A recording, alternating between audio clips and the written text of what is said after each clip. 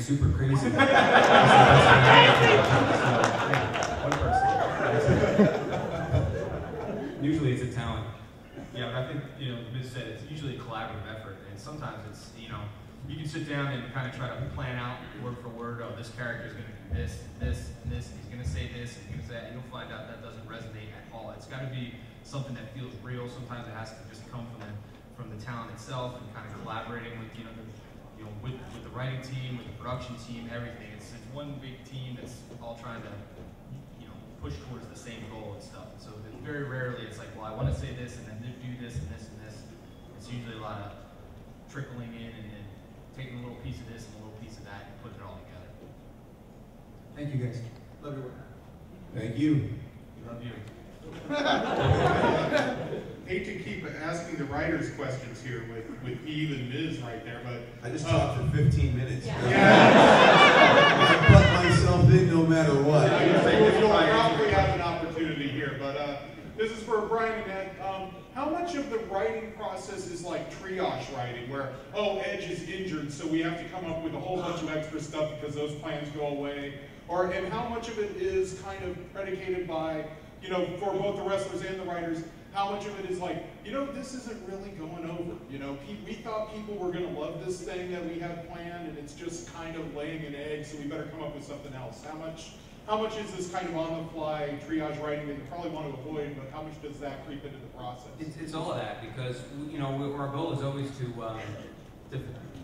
plan out as far in advance as possible. But there's so many mitigating factors. You find out that somebody got injured, or like you said, something is not getting over, and you can't just dictate to the audience. You can't dictate and say, no, you will like this, even though you all think it sucks. We're going to keep insisting that we do this. You have to adjust and come up with stuff on the fly. And the best laid plan sometimes, whatever that expression is, happens.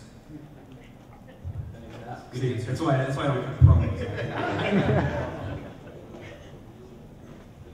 I was just curious if you could tell us how long you've been working on the current line of figures and what some of the steps are in creating both a new line and creating individual figures themselves.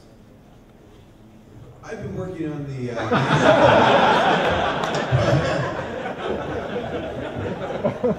An individual figure usually takes around like 10 months from when we decide to put them in the line to when they're on the shelf. And the steps are selecting the talent for a wave, coming up with the bodies and parts to use, if there's something similar, if there's something we need to make a new mold for, and then determining which outfits to use, like color combos that look cool or again relevant and fresh, and keep it as close to the talent product on the screen as possible. And then we have tape masters made, and we send the tape masters over to China and they match it in production. And then we get first samples look back, we look and critique, we see like what needs to be changed, what the logo's out of place or too small, and then we sign off on that, and then we see samples in the package, we sign it up, and we send it to WWE for approval, and then in a couple months it hits the shelves. Thank you. Hi, I'm Brett, lifelong WWE fan. We was at WrestleMania 5, 15, 24. I'm just curious how everyone felt about Nexus after it came out. It was on Twitter about 15, 20 minutes after that 3-hour broadcast, and it was already hit NXT rookies. And ever since, I love the end shirts and their slogan. But what's been what has everyone said about it? What you heard so far? Well, I think the reaction to it is there's a lot of buzz surrounding it, and so it's something. It's completely it's a fresh coat of paint on the show. Just this brand new group that's just kind of come in and has wreaked havoc and taken over in a lot of ways and stuff. And I think that is just added a freshness, I think, to the show, and I think it showed the last 6 weeks or since they debuted. I always told them to make an impact, and I would swear that is the best impact I've seen in 20 years. I mean, to sit there and just watching it on TV, these guys just dismantle a ring that all the WWE superstars love and have pride for, and just to see them just dismantle everything, beat up all the cameramen. You've never seen that done. Justin Roberts' Justin Roberts, our announcer who does nothing wrong. Like, you can hear the girls just go, oh, Justin. But you know, it was incredible just the way that has all turned out, and now everyone knows exactly who they are as the Nexus, not as individuals yet, but I guarantee you will, just by the passion that all these guys have. Even on season 1, like I'm on both season 1 and season 2 of NXT, and the passion that these young and up and comers have, it's incredible. It's exactly what I have, and I still have, and I'm still not giving them my spot. So they're going to have to work and work and work even harder to try to take me out. Can you give us one? I'm the Miz and I'm awesome. You'll get one. Don't you worry. Calm down, kid.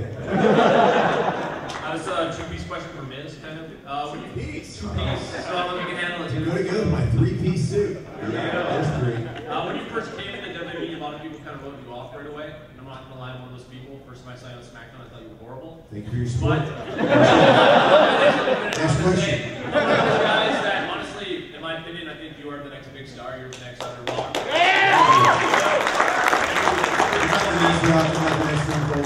I'm the first Miz. There you go. So, as it gets to the question, I just want to know, how do you feel about pretty much rubbing in everyone's face? You are showing us you are the next thing. And also, besides yourself, what other 3 wrestlers do you think are going to join you at the top of the WWE? Nice question. First off, when I'll give you a long story because I'm long-winded. That's what I do. Anyway, so when I first was on The Real World and I first tried out for The Real World, I was in Miami, Ohio, and people were always telling me, "What's going to stand you out from trying out on The Real World? What's going to stand you out from 40,000 people?" And I would say, "I don't know. I'm going to try out and I'm going to do it." So tried out and actually made the show. Those same people that were telling me that I would never make the show were the same people that were kissing my butt the next year. So yeah, so then when I got home to The Real World, I said, well, now what do I want to do with my life? And I didn't want to go back to college. I was having fun there, but the classes just got in the way. Let's face it. That's basically what college is, isn't it?